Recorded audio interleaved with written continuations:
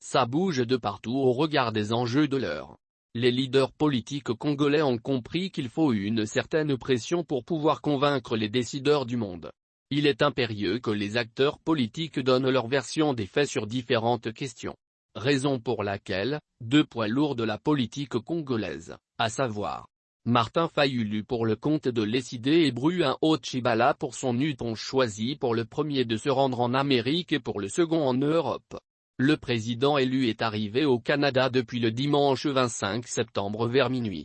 Il devra rencontrer les autorités canadiennes avant de conférer avec la diaspora congolaise.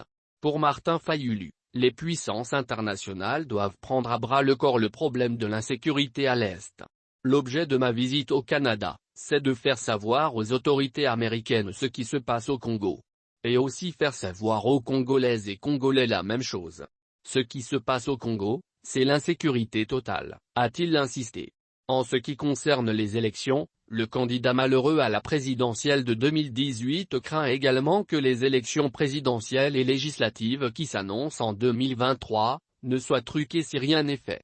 Il y a processus électoral en cours qui, si on ne fait pas attention, il sera encore truqué, a-t-il avisé avant d'ajouter. S'il n'y a pas d'élections crédibles, s'il n'y a pas des leaders légitimes, c'est-à-dire choisis par le peuple, avec des institutions émanant des dites élections, il faut oublier le Congo.